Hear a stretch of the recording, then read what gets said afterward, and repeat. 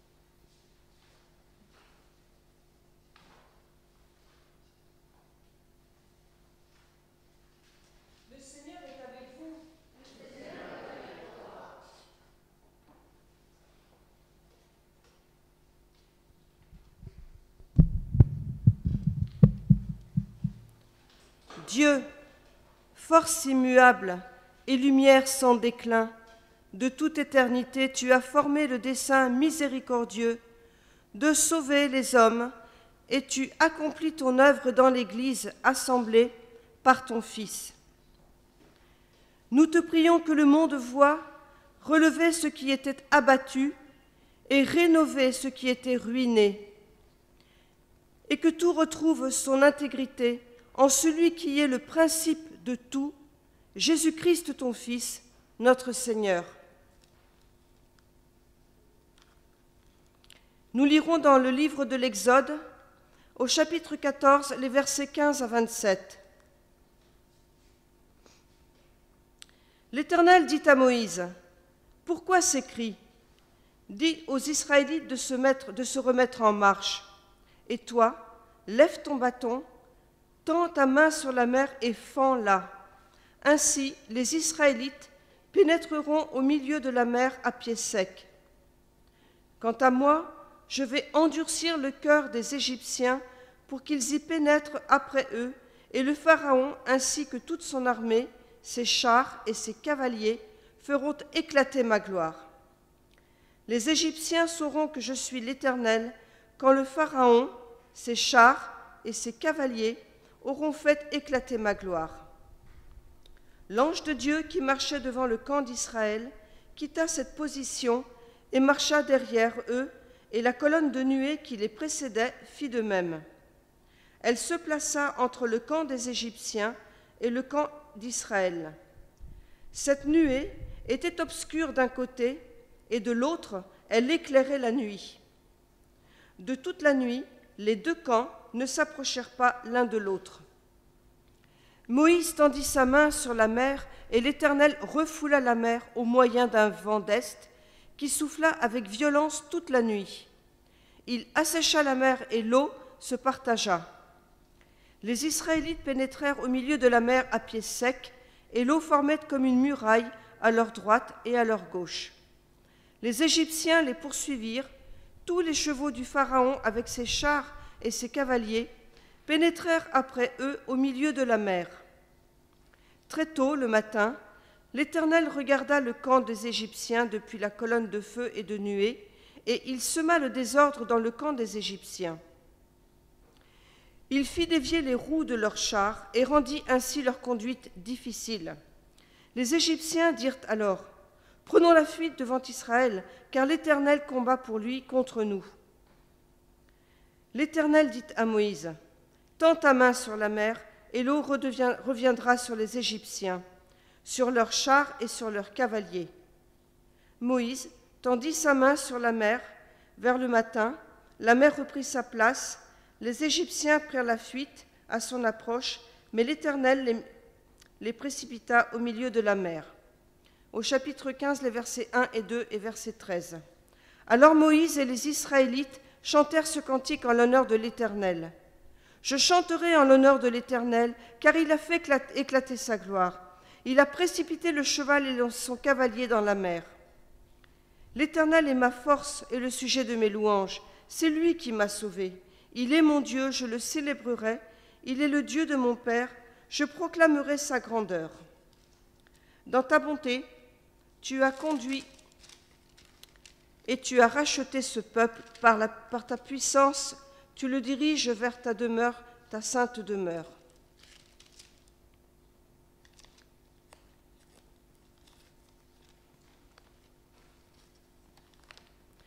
Dans l'Épître aux Colossiens, au chapitre 2, nous lirons les versets 12 à 15.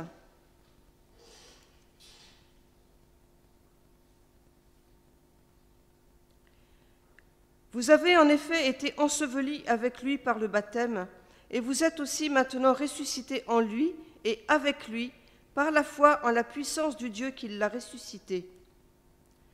Vous qui étiez morts en raison de vos fautes et de l'incirconcision de votre corps, il vous a rendu la vie avec lui.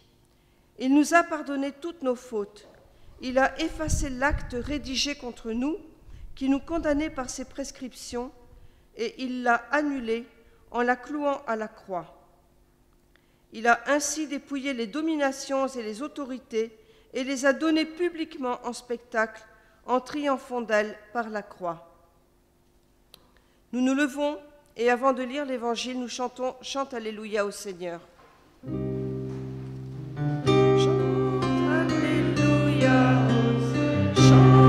Alléluia au Seigneur. Chante Alléluia.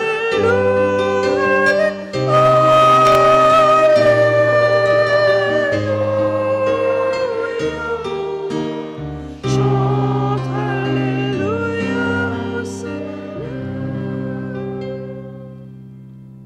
Dans l'Évangile de Matthieu, chapitre 27, nous lisons les versets 45 à 53. De midi jusqu'à 3 heures de l'après-midi, il y eut des ténèbres sur tout le pays.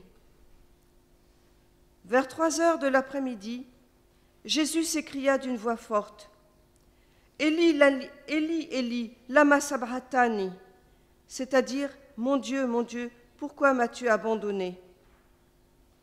Quelques-uns de ceux qui étaient là, après l'avoir entendu, disaient : « Il appelle Élie. » Aussitôt l'un d'eux courut prendre une éponge qu'il imbiba de vinaigre. Il la fixa à un roseau et lui donna à boire. Mais les autres disaient : « Laisse donc, voyons, si Élie viendra le sauver. » Jésus poussa de nouveau un grand cri et rendit l'esprit. Et voici que le voile du temple se déchira en deux depuis le haut jusqu'en bas. La terre trembla, les rochers se fendirent, les tombeaux s'ouvrirent et les corps de plusieurs saints qui étaient morts ressuscitèrent. Étant sortis des tombes, ils entrèrent dans la ville sainte après la résurrection de Jésus et apparurent à un grand nombre de personnes. Nous lisons « Toi qui es lumière ». Nous chantons par « Toi qui es lumière ».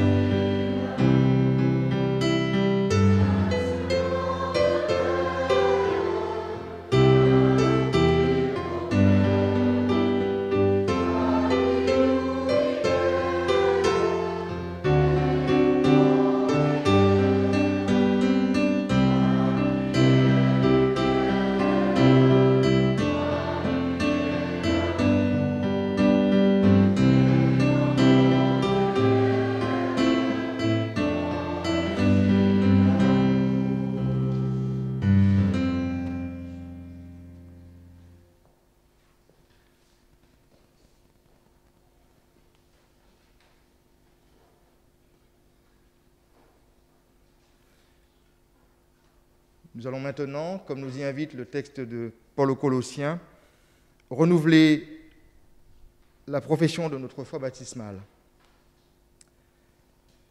Frères et sœurs bien-aimés, par le mystère pascal, nous avons été ensevelis avec le Christ dans le baptême, afin qu'avec lui, nous vivions d'une vie nouvelle. Nous renouvellerons ce soir notre profession de foi au Dieu vivant et vrai, à son Fils Jésus-Christ et à l'Esprit Saint dans l'Église. Telle est la foi de notre baptême. Ainsi donc, voulez-vous renouveler votre engagement de chrétien? Croyez-vous en Dieu le Père?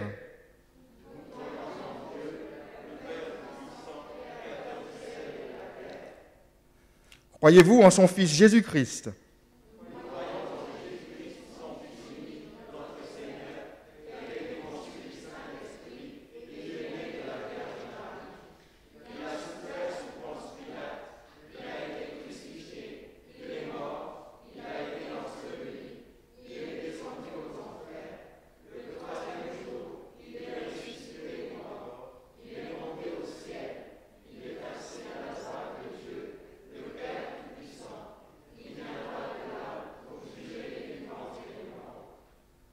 Croyez-vous en l'Esprit Saint?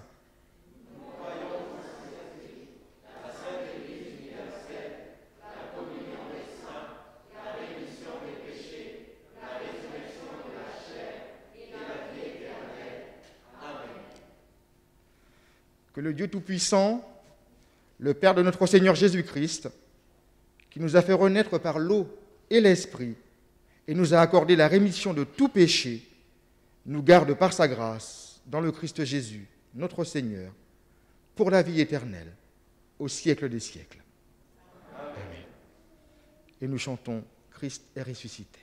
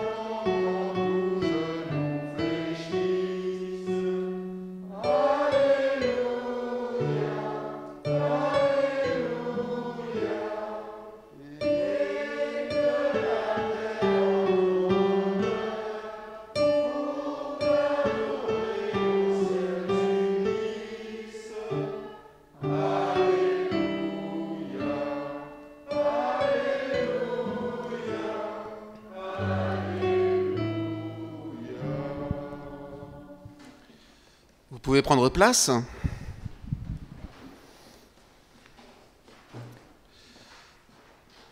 Chers frères et sœurs, l'Évangile selon Matthieu nous dit que de nombreux morts ressuscitèrent à l'instant même de la mort du Christ et qu'à sa résurrection, ils entrèrent dans la ville sainte. L'apôtre Paul dit la même chose dans plusieurs de ses épîtres quand il dit que nous sommes enterrés avec le Christ et ressuscité en lui et par lui. C'est pourquoi d'ailleurs nous célébrons Pâques année après année, et même, je dirais, dimanche après dimanche. Parce que la mort et la résurrection du Christ parlent de nous, de chacun de nous. Quand l'Évangile parle de la mort de Jésus sur la croix, il parle d'une mort que je dois vivre. Et quand l'Évangile parle de la résurrection du Christ, il parle d'une résurrection qui peut et qui doit m'arriver dans le présent. En effet, la première chose que l'on remarque dans le texte de Matthieu, et vous l'aurez peut-être probablement remarqué vous aussi, c'est que les morts n'attendent pas la fin des temps pour ressusciter. Cette façon de parler de la résurrection comme étant une expérience à vivre dans le présent de notre vie sur terre est fréquente dans le Nouveau Testament.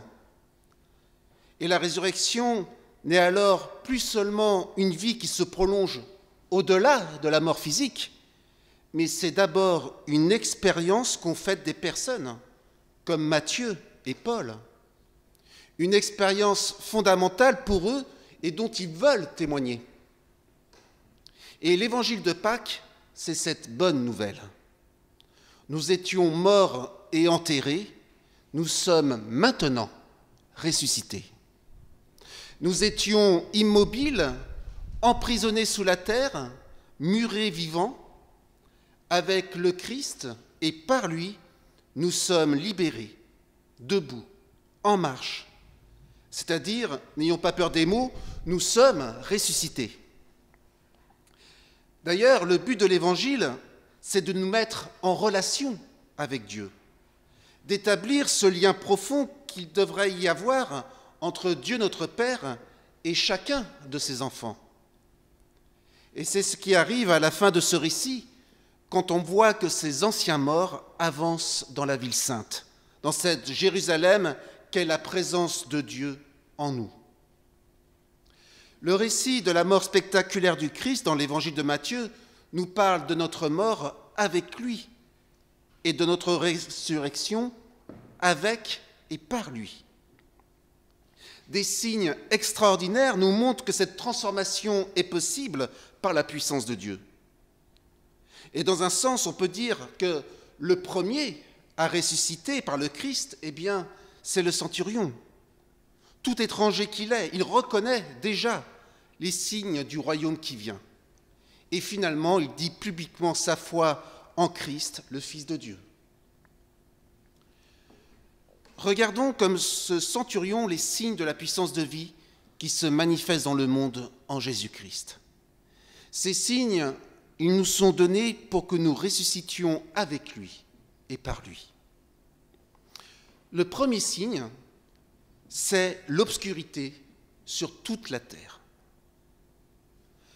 Par sa mort, qui illustre magistralement son message et sa vie, le Christ nous montre que la véritable lumière n'est pas le rayonnement du soleil. Le Christ est la lumière du monde et l'Évangile dit également que nous, oui, nous sommes aussi la lumière du monde. Il y a en chacun de nous quelque chose de cette lumière qu'est le Christ. Et mourir avec le Christ, c'est comprendre qu'il est inutile de vouloir briller par son argent, par ses hautes fonctions, par la beauté de son corps, même si c'est très agréable, ou par sa santé. Tout cela, oui, c'est bon et agréable, comme le soleil est bon aussi. Mais notre vraie valeur, c'est d'être aimé. Toute autre valeur pâlit devant cela. Notre vraie valeur nous est ainsi donnée par grâce. Notre lumière, eh bien, c'est être enfant de Dieu, d'être unique et irremplaçable à ses yeux, comme nous le sommes pour ceux qui nous aiment. Et comme il n'y a pas de plus grande preuve d'amour que de donner sa vie pour ses amis, puisque le Christ nous a donné sa vie, certainement, nous sommes véritablement aimés, au moins par Dieu.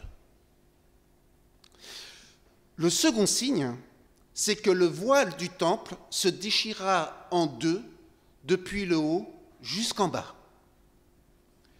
Ce rideau du temple délimitait un lieu saint, un lieu à part où Dieu était présent, le fameux Saint des Saints. Or, ce qui a frappé les gens dans la personne de Jésus, c'est qu'en lui, ils ont senti la présence de Dieu, toute proche, toute bienveillante. Quand Jésus de Nazareth s'approche des gens de mauvaise vie en annonçant le pardon de Dieu, quand il les relève et qu'il les remet en route, quand il sait admirer la foi d'un soldat romain ou celle de l'apôtre Pierre, quand il dit à la foule la parabole de la brebis perdue ou encore les béatitudes, par ses paroles et par sa vie, Jésus montre alors que la véritable présence de Dieu est là quand la parole de Dieu est reçue. Il montre que la présence de Dieu n'est plus dans le temple de Jérusalem qu'ailleurs, pas plus en Israël qu'ailleurs. Dieu est tout proche, il nous accompagne, il est au milieu de nous. Dieu est en nous. Paul dira d'ailleurs à ce sujet, « Vous êtes le temple de Dieu ». Et c'est vrai, je crois que Dieu est infiniment plus présent dans la pensée d'un tout petit, dans une prière toute simple ou dans un cœur qui s'ouvre aux autres, bien plus présent que dans n'importe quel lieu sacré ou n'importe quelle liturgie. On comprend alors effectivement que le Christ ait été crucifié par les intégristes de son temps. Lui, le champion de la communion avec Dieu, est rejeté par les religieux comme étant un blasphémateur, comme destructeur de ce qui est sacré. Pourtant, il n'a pas éliminé la religion, il l'a au contraire ouverte.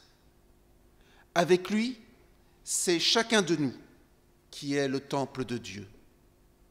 Et l'acte religieux, c'est de se tourner vers Dieu où que l'on soit. On peut donc dire que lorsque le voile du temple s'est déchiré, ce lieu très saint n'a pas été profané. Au contraire, c'est tout homme qui a été sanctifié dans ce monde et que le monde entier est devenu un seul lieu saint, un lieu où Dieu s'approche. Le voile du temple se déchira jusqu'en bas, nous dit le texte de l'Évangile. Et donc, même si nous étions minuscules, nous pourrions quand même passer par la déchirure du rideau et entrer en la présence de Dieu. La preuve, c'est qu'alors que nous sommes encore imparfaits, encore impurs, le Christ a vécu, a parlé et est mort pour nous. Et par sa vie et par sa mort, le Christ nous montre que nous sommes ce qu'il y a de plus sacré pour Dieu. Il est la preuve vivante que Dieu est avec nous. Oui, le rideau du temple est déchiré. Et du coup, notre religion est une religion laïque. Notre Église, nos rites et nos temples, les confessions de foi, nos principes théologiques les plus fondamentaux, tout cela n'est pas sacré. Ces choses doivent simplement être utiles pour nous aider à reconnaître les signes du royaume de Dieu qui vient en Christ. Le troisième effet de la mort du Christ, vous l'aurez remarqué également, c'est que la terre tremble et que les rochers se fendent. En tremblant, c'est comme si la terre participait à l'agonie du Christ. Elle nous montre qu'il n'existe pas de granit en ce monde sur lequel nous pourrions construire en toute sécurité nos maisons et nos villes, nos familles ou notre avenir. Et quand nous regardons mourir le Christ, comme le centurion l'a fait, le regard que nous portons sur notre univers est transformé par le Christ. Et nous voyons alors que tout ce qui est terrestre se fendit déjà. Pourtant, il ne faut pas se méprendre. Le Christ ne nous demande pas d'abandonner tout projet terrestre. Ce n'est pas de cela dont il est question dans ce texte. Au contraire, il nous ressuscite alors que nous sommes encore en ce monde. Autrement dit, il nous dynamise pour construire.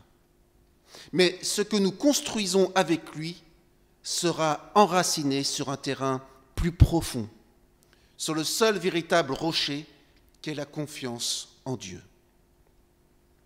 Alors, comme le Christ, nous pouvons entreprendre de vivre en acceptant de vieillir et également de mourir. Nous pouvons, à sa suite, entreprendre de témoigner de cette présence de Dieu qui nous anime. À sa suite, nous pouvons essayer de soigner, essayer de consoler, de s'opposer parfois, et d'encourager, de manger, de se réjouir et de pleurer. Bref, avec lui, nous pouvons véritablement vivre et vivre libre. Quand le Christ meurt, ce sont les rochers de nos illusions qui éclatent. Et du coup, d'une certaine façon d'être qui était notre tombeau, s'ouvrent. Nos petites habitudes, le cycle de nos activités prenantes s'ouvre pour laisser la place à quelque chose de vivant. À la suite du Christ, ni la mort, ni la crainte naturelle de la mort ne nous emprisonneront, ni la volonté orgueilleuse et naïve de laisser quelque chose derrière nous, comme on dit. En effet, aux yeux de Dieu, notre existence en tant qu'individu a déjà en elle-même un sens infini et éternel. Nous étions morts, nous dit l'apôtre Paul, nous sommes maintenant ressuscités en Christ et avec Christ. Nous sommes réveillés par la présence de Dieu. Nous étions comme un enfant qui n'est pas encore né et qui ne peut pas imaginer ce que c'est que de vivre, de grandir et d'aimer. Comme quelqu'un finalement qui n'imagine pas un seul instant la joie qu'il y a de se tourner vers Dieu. Nous étions morts comme quelqu'un qui dort.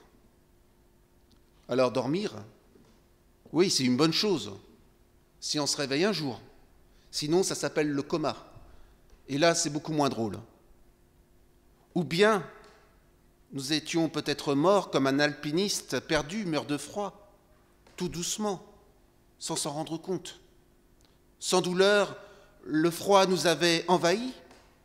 Nous avons seulement eu de moins en moins envie d'avancer. Et finalement, notre foi s'était endormie. Mais l'apôtre Paul nous dit, « Vous qui étiez morts, vous êtes maintenant réveillés. Vous êtes ressuscités avec le Christ et par le Christ. » Paul voit tout ce qu'il y a de lumineux, de vivant en nous. C'est par la foi qu'il arrive à nous regarder ainsi. Et avec clairvoyance, il nous dit encore, « Réveille-toi, toi qui dors. Relève-toi d'entre les morts, et le Christ resplendira sur toi. » Seul Dieu peut accomplir ce miracle, de faire passer quelqu'un de la mort à la vie. Que Dieu nous soit en aide. Amen.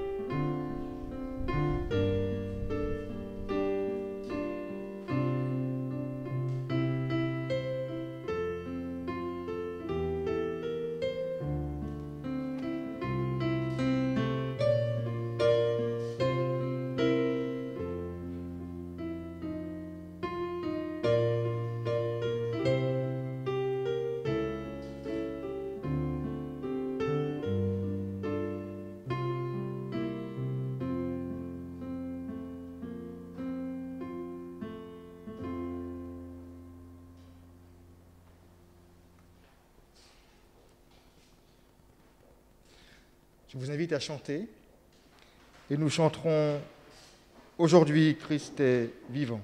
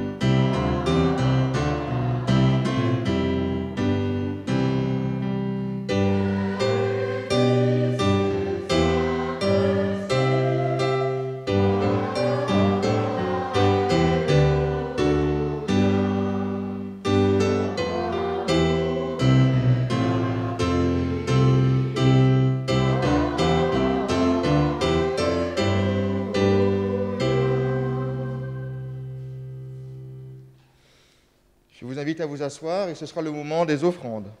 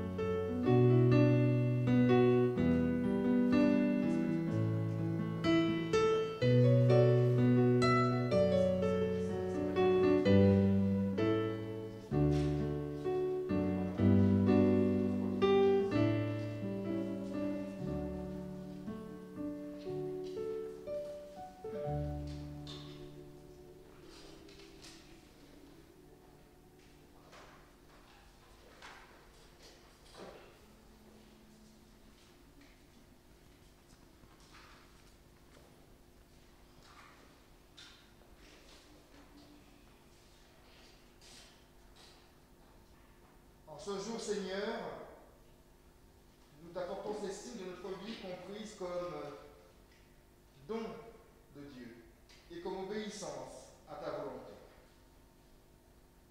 Par ces dons, nous marquons notre attachement à ton royaume. Accueille-les avec faveur. Amen.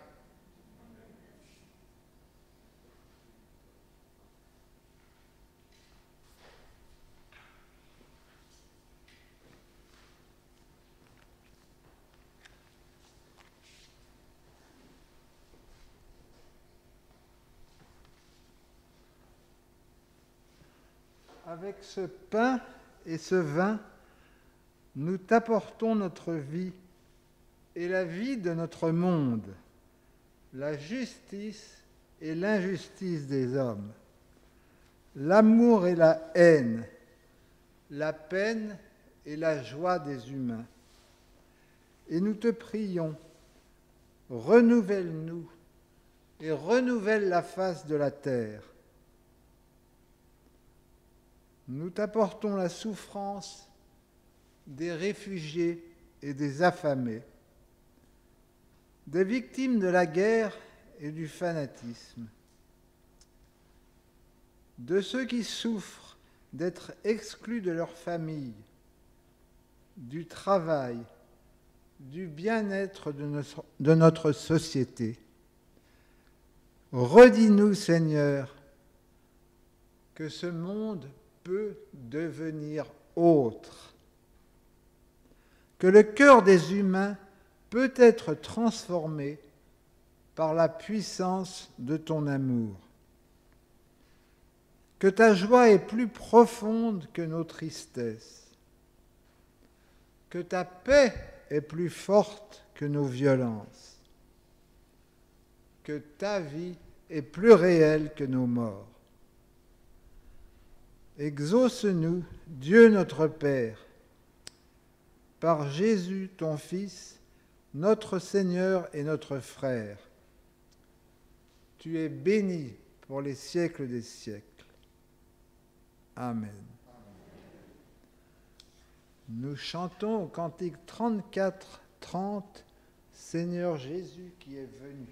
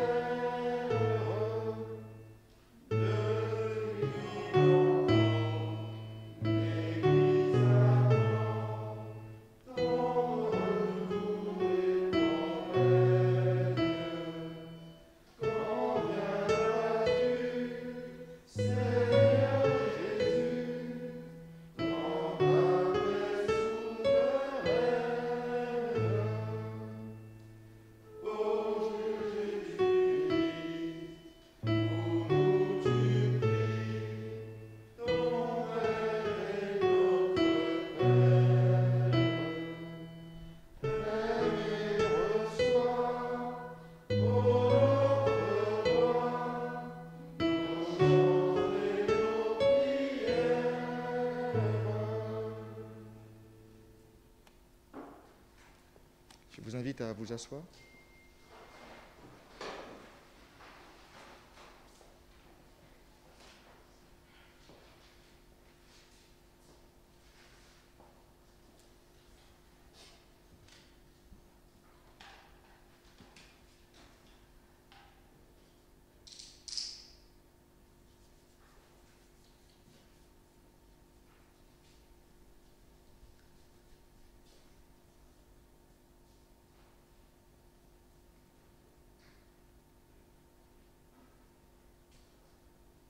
Frères et sœurs, comme le Seigneur nous l'a ordonné, nous allons partager le pain et le vin. Le Seigneur est avec vous. Le Seigneur est avec toi. Élevons nos cœurs. Rendons grâce au Seigneur notre Dieu. Notre Dieu et notre Père, béni sois-tu pour la joie immense de cette nouveauté. Un homme nouveau, une terre nouvelle. Pour notre nouvelle création, béni sois-tu. L'espérance d'une vie renouvelée, où le visage des humains reflète ton visage. Pour notre nouvel exode, notre nouvelle Pâque, béni sois-tu. Chaque jour, un nouveau départ vers la vie offerte et partagée. pour notre nouvelle alliance, béni sois-tu. Fidélité toujours neuve et inattendue de ton amour. Voici le temps de l'espérance, la vie et l'amour plus forts que la division, la haine et la mort. C'est pourquoi, en communion avec tous les hommes qui mettent leur espérance en toi, nous sommes rassemblés ici, en une fête unanime et fraternelle, pour chanter ta présence et ta gloire.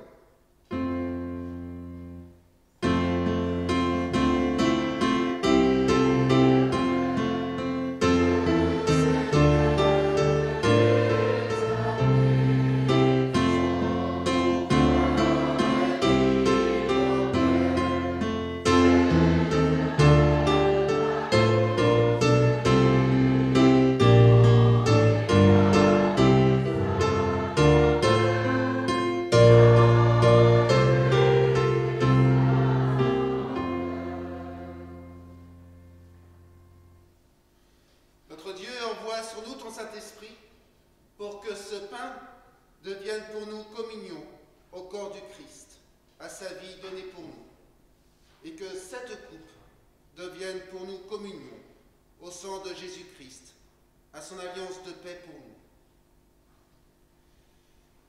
Le Seigneur Jésus, la nuit où il fut livré, célébra la Pâque avec ses disciples. Il prit du pain et, après avoir rendu grâce, il le rompit. Il le donna à ses disciples en disant « Prenez et mangez, ceci est mon corps donné pour vous. Faites ceci en mémoire de moi. »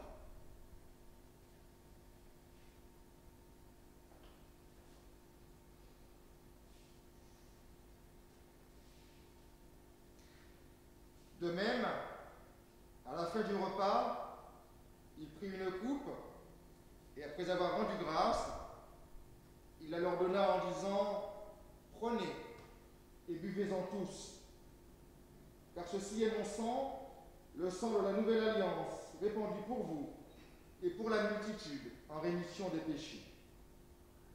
Faites ceci chaque fois que vous en boirez, en mémoire de moi. »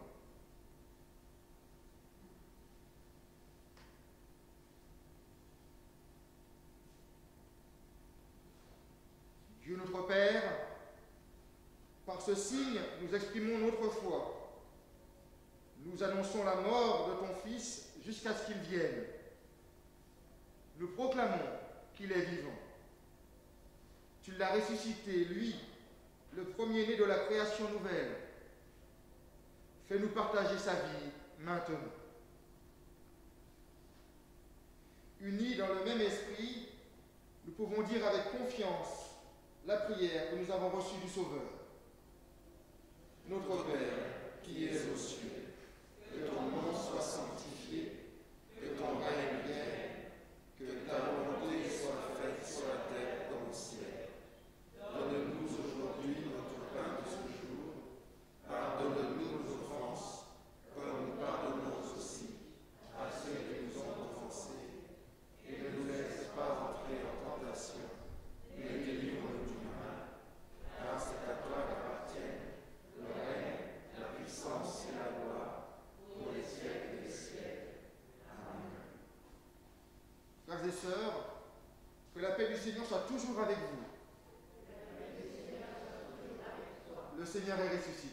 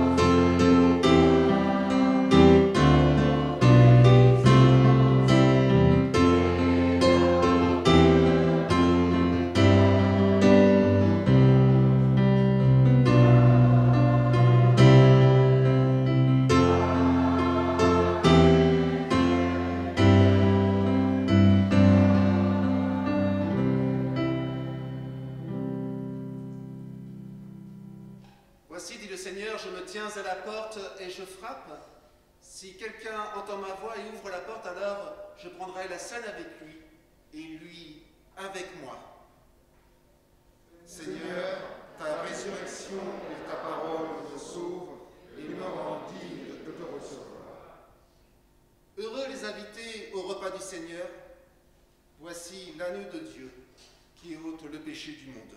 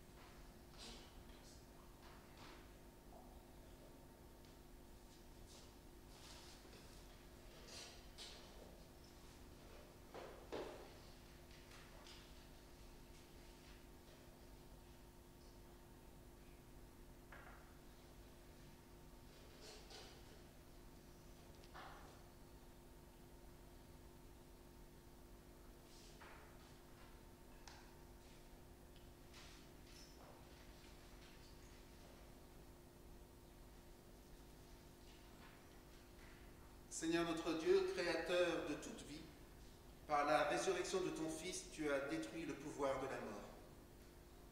Fortifiés par le pain de vie, nous retournons dans notre quotidien et dans la joie, nous attendons la révélation de la gloire, la liberté ultime de l'emprise de la mort. Que ton règne vienne, à toi seul la gloire, à nous la joie, pour les siècles des siècles. Amen.